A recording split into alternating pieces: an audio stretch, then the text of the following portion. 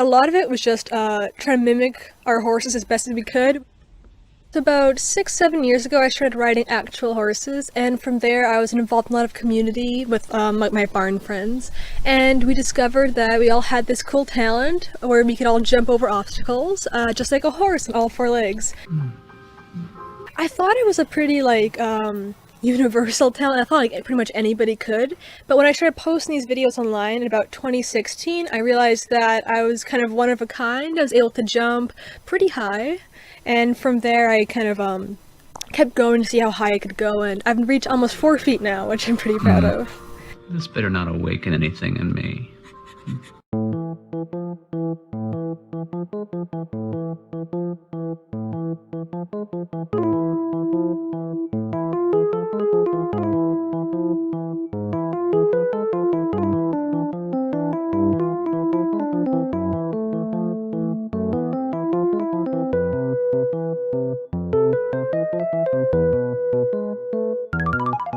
The abundance of horse girl movies has always fascinated me. In America at least, this trope is so widely utilized, I don't even think I need to explain it. I just say horse girl and you get the point. But in case you don't know, I'll go over it. A horse girl movie is a film which usually features a young girl who either lives on a farm or the exact opposite of a farm and has to move to a farm.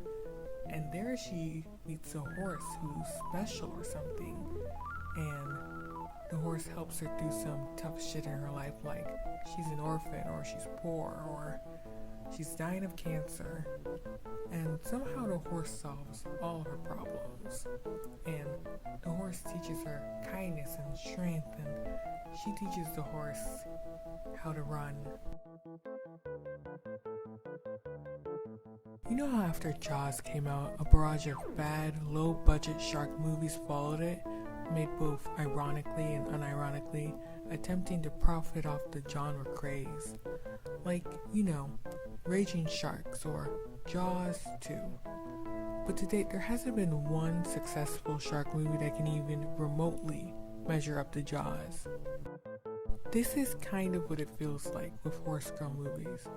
Like, there was one uber successful, critically acclaimed horse girl movie that everyone loved. Now everyone is jumping on the bandwagon trying to recreate the success. But for the love of me, I don't know what the fuck that movie is. What is this universally known horse girl movie that has inspired so many low budget reject copycats? And why do people keep making them? Who keeps watching them?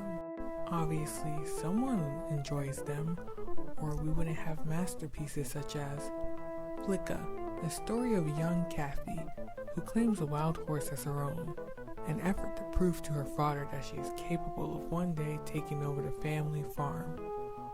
Or Flicka 2, which follows Carrie, a big city teenager whose life is turned upside down when she moves to a horse ranch in Wyoming to live with her father. But everything changes when she meets Flicka, or Flicka. Country Pride. Flicka and Toby help out a struggling stable owner and their teenage daughter. Those all sound like riveting and unique movies.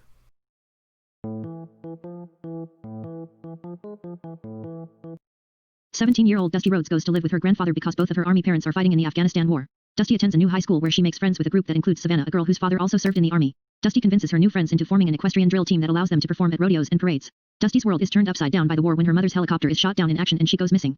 To cope with her fear and helplessness, Dusty enlists the help of her grandfather and friends to put on a special riding performance for her parents and all of the soldiers fighting overseas. The entire town turns out in support of the event, and it becomes an unforgettable experience for everyone. So based off this summary, we know we can expect a healthy dose of chupacabra. But another thing that's very prevalent in this movie is a religious theme. Both of these things are quite common in these horse girl movies, and that makes sense considering the audience they're catering to. Something that will always ruin a movie is when a political or ideological message takes priority over the storytelling, and this is very prevalent in the Cowgirl story. Cowgirl story was released in 2017, and I couldn't really get any information on the budget or the box office grossing, but it was apparently released in theaters, at least one theater. And according to IMDb, it premiered on April 13th, 2017, and then was released on DVD and digital 5 days later. And that says something. I don't know what, but it says something. Our leading actress here is Bailey Madison, and she actually has quite the extensive filmography. She's been in a lot of well-known movies and TV show. And what is this? Is this another Horse Girl movie? Wait, what? It appears to me that a Cowgirl story is a ripoff of another movie, Cowgirls and Angels. Like, the posters are almost completely identical down to the font. And this could just be a case of, like I said before, it just trying to replicate another successful movie. But it's not. It stars the same actress, and it has the same director, and it has roughly the same plot. So can that even be called a ripoff? They just remade the same movie and pretended it was a different movie? It's not a sequel or a remake or anything. It's just the same movie 5 years later. Again. And fortunately, as I realized this, I'm weeks into the editing process and I can't turn back now, so I guess I have to watch this movie.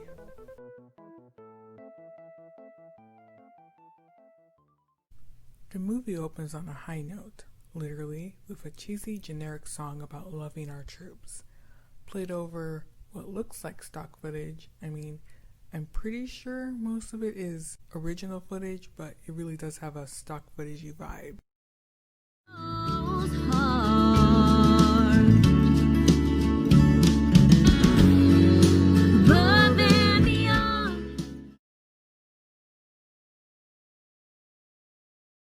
Another thing I didn't notice before is the lead actress is credited as a producer, which is interesting because she would have been 17 or 18 at the time.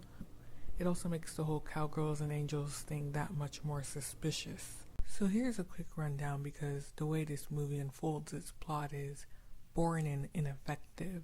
The main character, Dusty Rhodes, played by Bailey Madison, is new to school and she encounters a unique problem. Let's see if you've ever heard this one before. Best boots, not. They ask you how you are, you just have to say that you're fine when you're not really fine. The kids at school immediately start bullying her. They haven't even met her yet and they're already giving her a hard time. But why, might you ask, do they hate her so much? Well, Yeehaw! Ride 'em, cowgirl! they start teasing her because she's country, even though they don't really know her and she doesn't look country and she doesn't really sound country. I mean, she uses the word howdy, but that's about it. And this right here ends up being one of the stupidest, nonsensical, inconsequential parts of this movie. But we'll get back to that later. So that scene ends and cut to a scene at her grandpa's house where we're introduced to her dad and her grandfather. But we learn absolutely nothing and it's a waste of time. There's only one thing worse than lazy, forced exposition. It's long, useless, boring exposition. And this scene gives us a little bit of both. It's exposited in this clip that Dusty and her father have just moved in with her grandfather.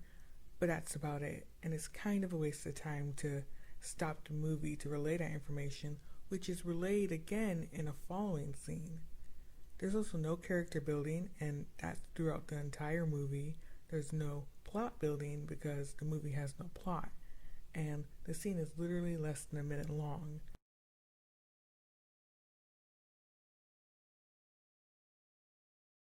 And then it just cuts back to the school where I assume it's the next day because I think she was having breakfast with her family in the last scene. There are a group of girls who are just sitting on some bleachers out in the open, drinking alcohol, not even remotely trying to hide it. I suppose the purpose of this scene was to build some character and plot development, but it completely fails because the writing is terrible and the acting sucks.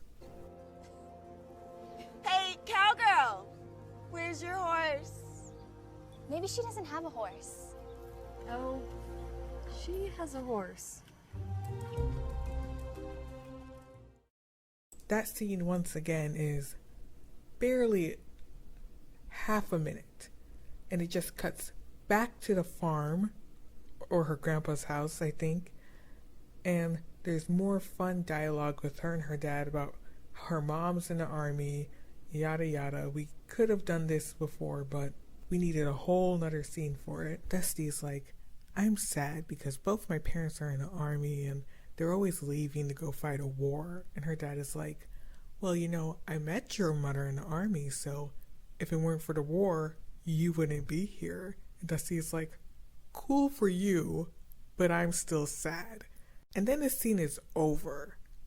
Like, he doesn't really give her any advice or comfort. The scene is just done. And then we're back at the school again. Is this a different day? Are we just skipping through her first few days at the new school, which you would think would be an important part of the film, to see her adjust or struggle in a new environment? But that would require good writing and directing. So instead we get scenes like this. My father, he used to be a ranger. Wait, really? My dad, he's a ranger too. Really? Yeah, my mom, she's an Army helicopter pilot. She's in Afghanistan right now. I'm Dusty Rhodes. I'm Savannah Stalker. I like that too. Hey, Rangers lead the way?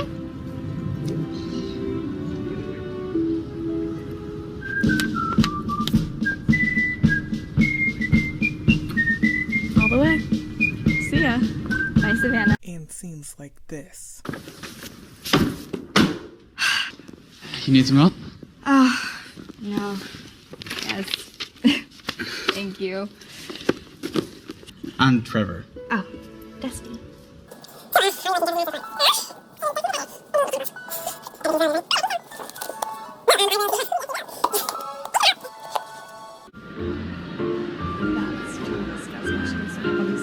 just read a babysitting company called Babysitter. No. Oh, hey, Dusty Rhodes, why don't you sit with us? Thanks. Guys, this is Dusty Rhodes. Meryl, Cinda, Dale, and that's Trevor. Hello again. Hi. Well, but we just left Trevor in the library. I know I'm starting to sound like a broken record, but is this a different day? Between this scene and the scene in the library, there's only been one other scene. So what, this is happening in the span of a couple hours? I've been editing things out for time, and because the movie's boring as fuck. But really, it's just this disjointed. Let me fill you in on what's happened in the past 5 minutes. Savannah met Dusty and they bonded over their parents being in the army. And then what I edited out was Savannah was going to get in trouble for drinking on school property. Remember that? So then Dusty takes the blame for some reason, because I guess they're friends now. And I guess as punishment, the movie doesn't explain this, but I'm guessing as punishment, Dusty had to reshelf books, and that's where we saw her in the library, and she meets Trevor. And then another scene I edited out was a scene in the classroom between Dusty and Savannah, where Dusty lent Savannah a pen. And then here we are in a cafeteria. So either this all happened in one day, or the movie's just making massive time jumps for no reason whatsoever. Look, we're all pretty nice once you get to know us. Not that that's going to happen. Wouldn't expect it to. Why are you here? Savannah just invited me to sit here. No, like, why are you here at Jefferson High? What is wrong with these kids? Why are they being so mean to her? It's like they're going for some sort of a Mean Girls thing, but it doesn't make any sense in the context of the movie. Not to mention that this all ends up being irrelevant to the main plot of the movie, which hasn't started yet, mind you. So I don't know why we are wasting so much time on this. Well, a little advice. Please. If you want to fit in around here, you might want to lose the whole cowgirl thing. She's dressed like a normal person. You guys are almost wearing the same shirt. I don't understand. Why write this into the movie? Oh. Well, thank you for that advice, Meryl. But you see, I actually like the way I am. And I definitely don't want to fit in, and fitting in means being a sniveling, insecure sheep, so... Oh, that's why. So we can have this heavy-handed character-building dialogue. Why not just put her in a t-shirt that says, I'm not like other girls? That'd save you a whole lot of time. I like it. I guess we'll take this to go. Where is she going? She just sat down. The scene's over? No one else got up. Lunch isn't over. Where is she going? No. Next, there's a scene of her grandfather where God is brought up, and once again, Dusty's like, I'm worried about my parents. I don't want them to die. I'm too pretty to be an orphan. And her grandpa, I think he's a pastor or a chaplain, something like that, is like, don't worry, because God. And understandably, she's like, I'm not really sure about God, so that doesn't really help me. And her grandpa's just like, well, you should believe in God. He's real. And that's it. That's the scene. All of the adults in this movie are completely useless and offer no real support. But of course, the movie makes them out to be right in the end, because it was written by those exact type of adults for their own teenage daughters. The movie comes so close to having a real, genuine moment here, where Dusty is expressing fear and helplessness and doubt, most importantly. How can you be so sure that God is watching over her? I believe it in my heart. He is. Is there any actual proof? Well, sometimes, Dusty, the only thing that can lift us up, the only thing that can see us through those difficult times is the simple act of having faith. But then they immediately start to undo that and continue to undo that the entire rest of the movie, shoving its shallow religious message down our throats. We are 15 minutes in and we finally get to the whole point of the movie, which is Dusty starting her horse girl club. She's at some sort of career fair thing, trying to recruit people to join because she needs a certain number of people for the school to approve her team. She's begging people to join her group, and her fellow students who have been nothing but hostile to her and her country ways, surprise, surprise, aren't having it. Would y'all like to sign up for the equestrian drill team? No. Like, giddy up. Yippee-yi-yo-ki-yay, whatever. Do you want to try that again? Or better yet, cut that line out the movie entirely? I refuse to believe that someone sat down, Timothy Armstrong sat down and wrote the words, no, like giddy up, yippee-yi-yo, ki-yay, whatever. And nobody whatsoever, even after seeing that performance, had any issue with it at all. Well, I'm sure one guy tried to object, but they promptly dragged him outside and shot him. Truly, just the worst line of dialogue I've ever had the displeasure of hearing. Not every girl grows up loving horses, Dusty. Yeah, some girls like pigs. And that is the second worst. Time is running out and nobody has joined Dusty's club, and who can blame them? Who wants to go to school for 8 hours and get out and play My Little Ponies with this bitch? It looks like all hope is lost, but fortunately, Dusty has a little trick up her sleeve. And she rides a horse to school. She rides a horse to school, and this, for some reason, makes everybody want to be part of her club. I can't make the movie make any more sense than it already does. She just rides a horse to school, and people are all like, well, now that I see the horse, I want to be part of the club. I'd like to sign up for the team. I'd like to sign up too. I mean, if it's okay for someone like me to join. Of course. My dad is in the army too. I mean, I don't know a ton about horses, but I could learn. I'll do it. Me too. Sure, sounds fun. We want to join the team. Giddy up. Well, good luck. You're gonna need it. We have a team. There is no real conflict or hardship. Our protagonist just gets what she wants without really working for it. Now remember, a horse is pure of heart. So you gotta be the same. No agendas, no games. Respect your horse, look after your horse, and he or she will literally die for you. Oh great, it's a shopping montage. Another staple of a great movie. Remember in The Godfather when there was that shopping montage? I've never actually seen The Godfather. There might have been a shopping montage. And then I do not forgive. Now in a movie with no plot, we're introduced to yet another plot line where a man stole a rare, valuable baseball card from Savannah's family, which Savannah's dad gave to him before he died, and he was supposed to give back to Savannah's family. It's as convoluted and overcomplicated as it sounds. And in a movie where Dusty is the main character, a large chunk of time is dedicated to this plotline revolving around Savannah. Right back to the school where she's sitting in class and some guys next to her are watching war footage on their laptop. You know, like young boys do. They just sit and they watch war footage. Do you guys have anything better to do? Nothing better than watching the enemy die. Oh, dude, look. Dude, look.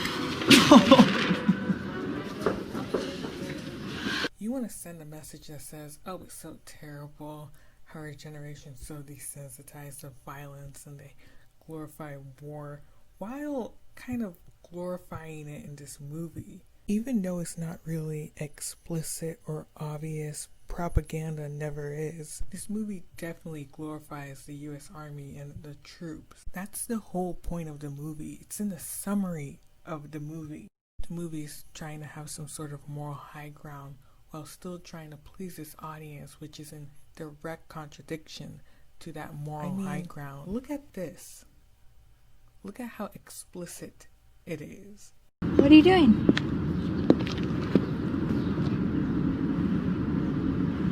No. I told my dad we wouldn't be welcome here.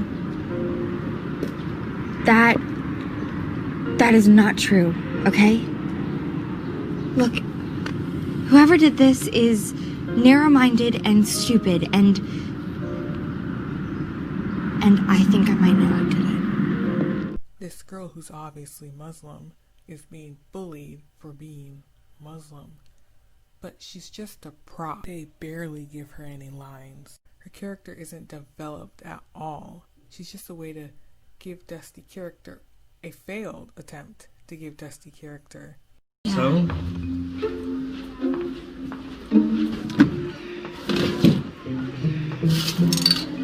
Oh. Go spread your hatred somewhere else. This one's to end racism.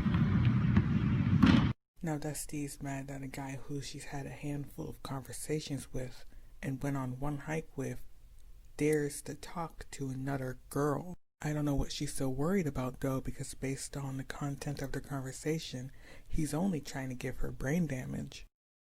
I don't know how you ace every test. You know I'm actually related to Albert Einstein. OMG, really? No. Hey! Hey! Dusty. Hey! Hey! Where are you going? Where do you think, Einstein? You saw me talking to that girl. Did you not see her see you talking to the girl? Isn't that why you chased after her? Why did you chase after her? As soon as she walked away, it looks like he comes running after her. But they don't add an establishing shot of him seeing her. How hard would that have been? I swear the editing in this. Oh look, it's another shopping montage because the first one was so fucking great. Glad we were able to take time away from listening to the shitty dialogue just to start listening to this shitty pop music.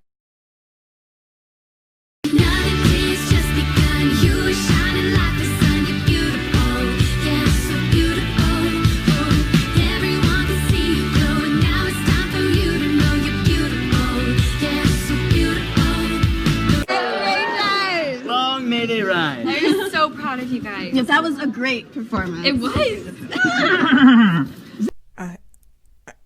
can't. I just don't know what to say, except I rescind every single criticism of this movie just for that horse. Hands down, the best horse in the movie. Nay, the best thing in the entire movie. Everything about this scene is complete lunacy. The actors don't seem to know what the fuck's going on. They introduce this dance to go with the song that's being performed like it's some well-known dance, like it's the cha-cha slide or something, but Dusty doesn't know what it is, and she's the cowgirl. Do you know a little dance called the Cowgirl Stomp? Well, I'm afraid that I do not. She started an equestrian drill team, but she can't do the Cowgirl Stomp. Is the horse the only person who knows how to do the dance? Did he create it? Who is this horse? I hate to get hung up on this, but you just can't introduce an interesting character when all the other characters are dog shit and not delve deeper into it. 2 steps to the left, 2 steps to the right, a shimmy and a kick, and a kung fu fight. Clap your hands with a womp womp womp, put them in the barn with a stomp stomp stomp. Woo! Come on, y'all. 2 steps to the left, 2 steps to the right. But this right here highlights the biggest issue of the movie. As soon as she gets to school, they begin bullying her for being quote unquote country. This town is clearly located somewhere in the south, somewhere rural. Like, there is a farm in close proximity to the school. There seem to be several farms in this movie. They have like rodeo events and like country themed dances. This town is clearly aesthetically country. So her getting bullied doesn't make a lick of sense. The writers couldn't or wouldn't take the time to come up with a legitimate reason why she might not be connecting with her peers, because there's nothing obviously outwardly wrong with her. There's no real reason for her peers to immediately ostracize her like that. She's not in a traditionally vulnerable group. The Muslim girl being bullied while being a dumb and unnecessary plot point at least makes some sense, because that's something that actually happens to people like her in schools. I'm not saying someone like Dusty couldn't be bullied, but instead of putting in any effort into writing a possible story that could justify that, they're just like, well, she's a country girl and she's kind of special. And in a way, it seems like they're victimizing themselves, the people who wrote this. Like, I just feel like there's some sort of projection going on. Like, they themselves are Midwest rural Americans, and they feel misunderstood and looked down upon. And there's a whole nother conversation we can have about that subject. I mean, this movie came out around 2016, 2017. There's another romantic scene of these two lovers undercut by the fact that they A, can't act, B, the dialogue is awful, and C, have no chemistry whatsoever. Thanks. I keep waiting for you to turn into a psychopath. But I'm serious. If we're going to be hanging out with each other, there should be no secrets between us. Okay. Cats or dogs? Zombies or vampires? Summer or winter? Day or night? Favorite superhero power?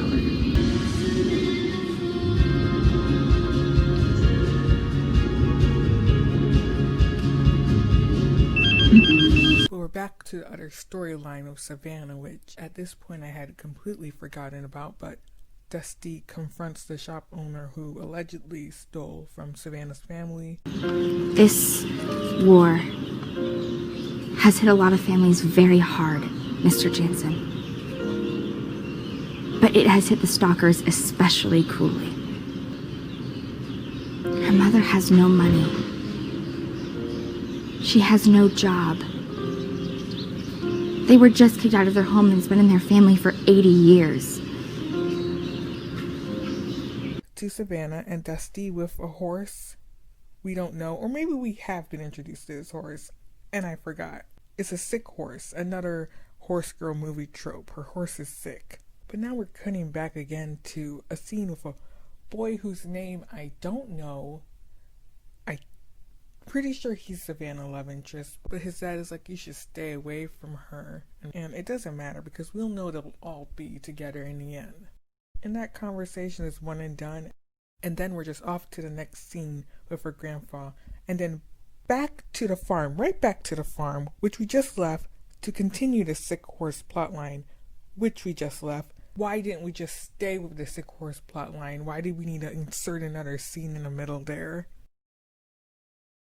Did the person who edited this get paid by the cut? I don't have any education or background whatsoever in movies, the production or scripting or writing, but I know this is not how you're supposed to do it. I can look at this, I can tell it's so wrong because it's so confusing and the focus of the movie is so broken up and shifted. You can't care about anything that's going on because it's immediately over.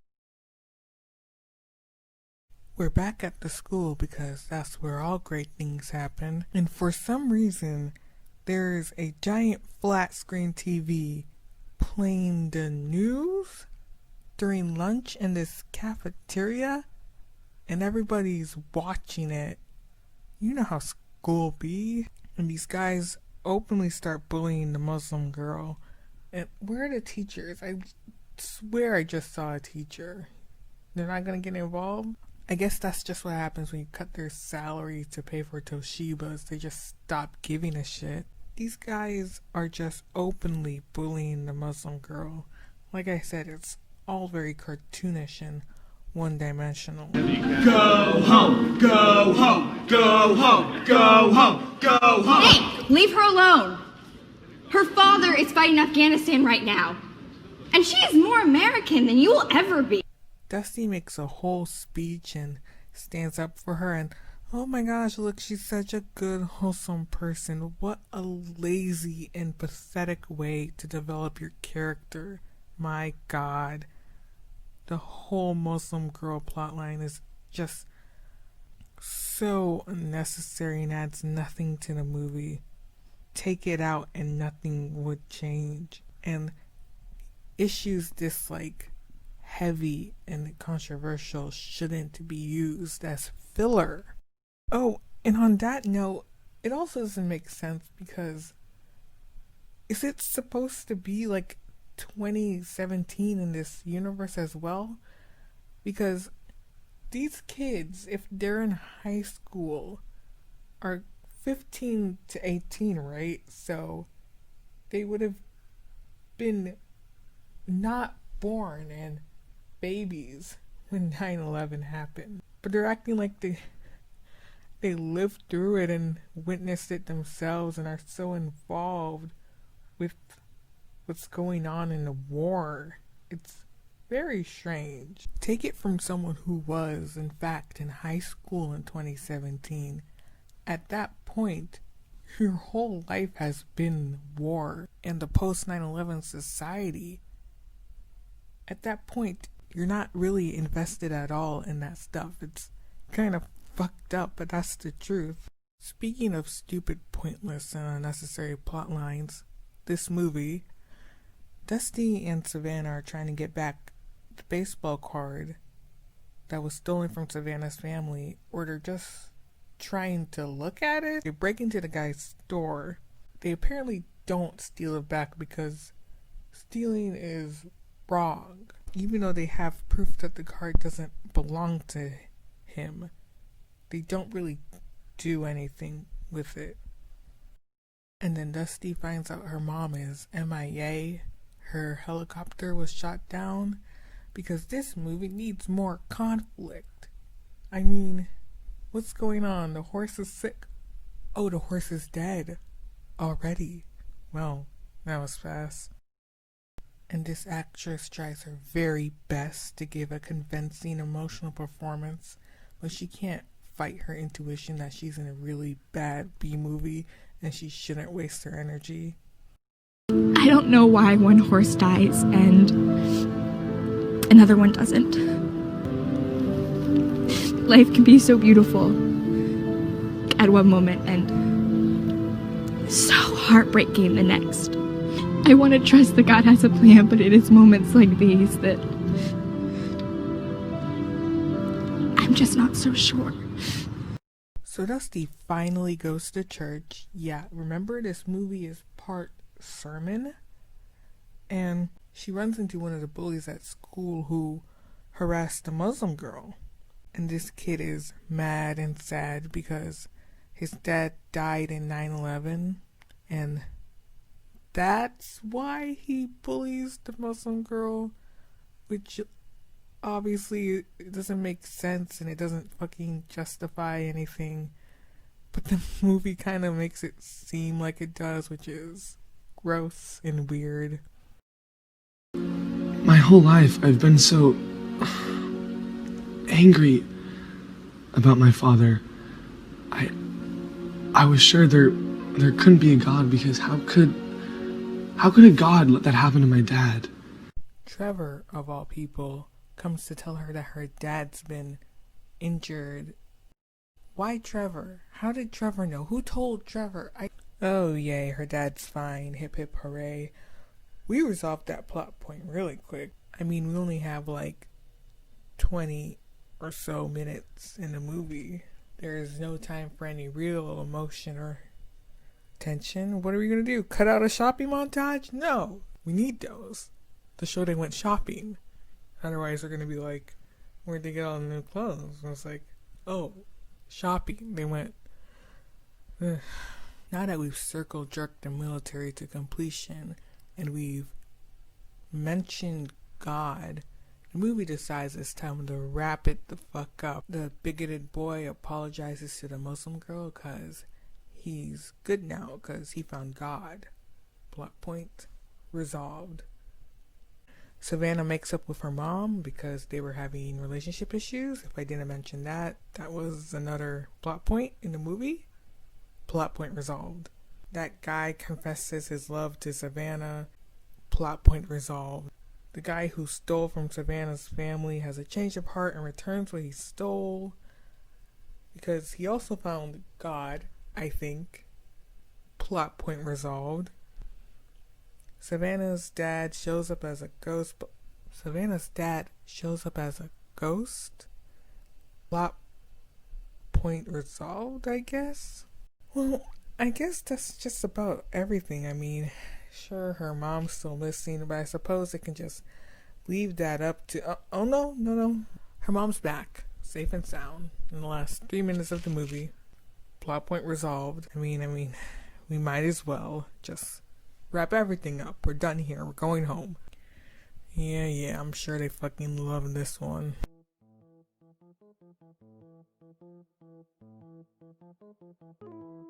A Cowgirl story is one of the laziest, most unoriginal, and most uninteresting movies I've ever seen.